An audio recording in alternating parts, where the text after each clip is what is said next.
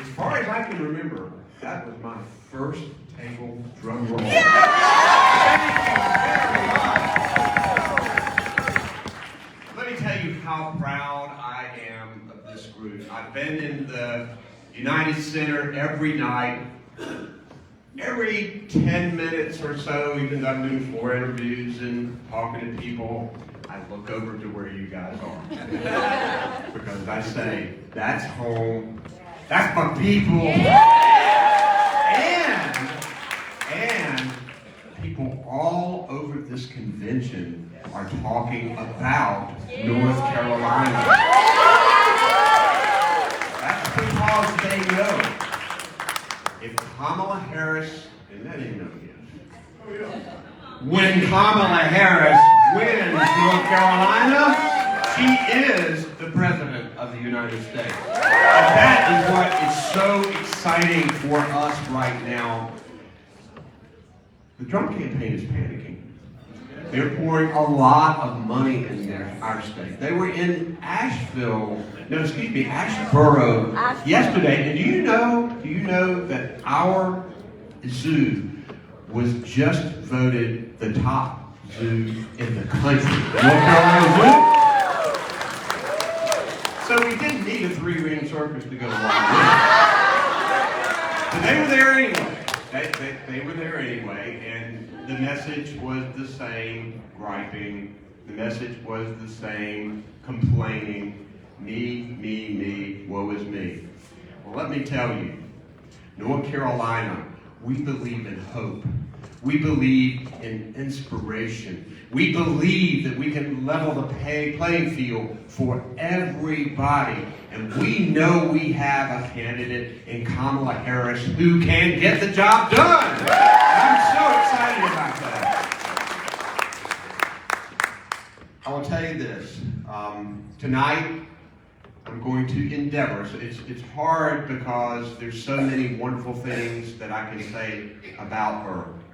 But I'm going to work hard to make a closing argument tonight. And I've done a few of those before. But I'll tell you, when I think about my friend Kamala Harris and the fact that she is always ready to stand up and fight no matter the odds, when in 2009 we had the mortgage foreclosure crisis and families were suffering, they had their American dream, they had owned their home, and all of a sudden, because of a rigged system, they got foreclosed upon. Kamala Harris stepped up, went toe-to-toe with the banks. I saw it because I was Attorney General at the same time. She said, it's not enough, we got to do more. And she was able to bring relief to so many Californians.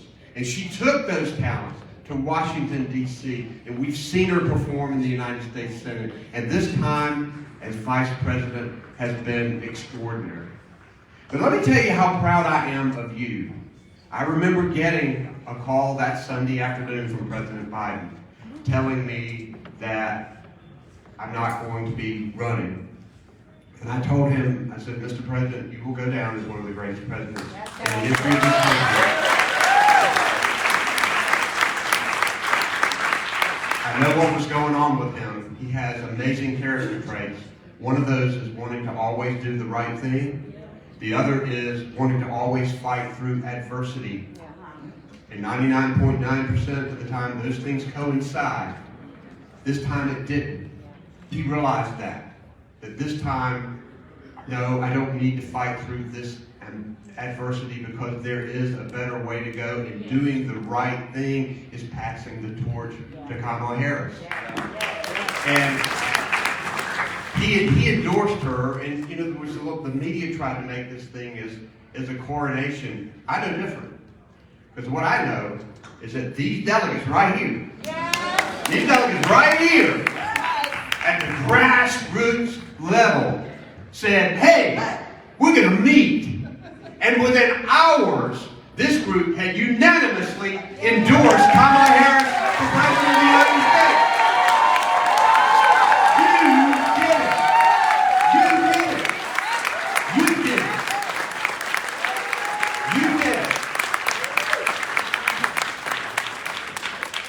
I I told her that story, and I told her the truth. I said, I didn't have anything to do with it.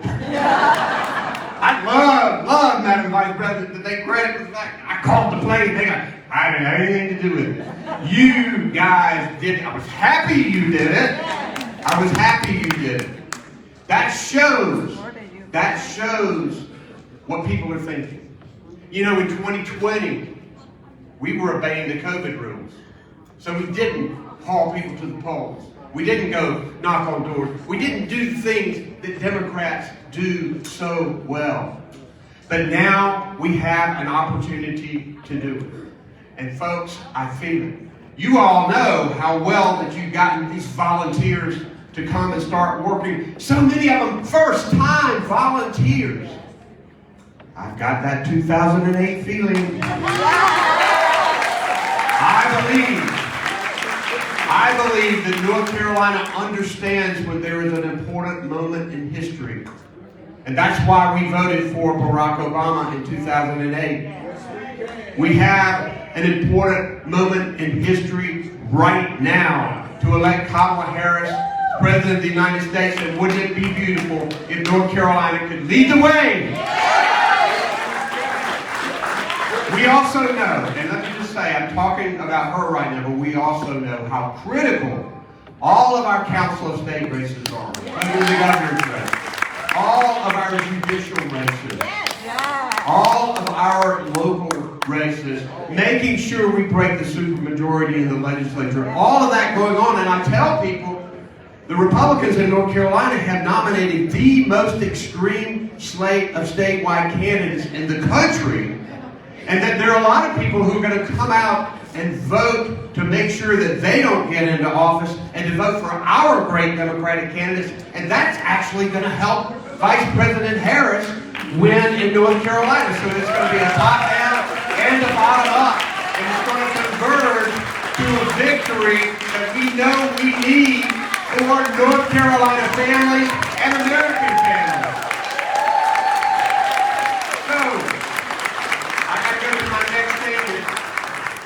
If they had a cane, they'd pull me off. But let me tell you the deep gratitude that I have in my heart for all of the help and support that you have given to me as governor of North Carolina.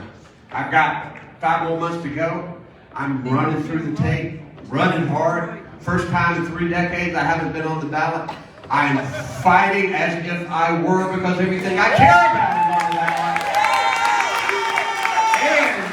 I love public service. We're going to see what happens after this, but right now, it is all about November, and I am deeply grateful and so proud to be a North Carolinian. Thank you very much.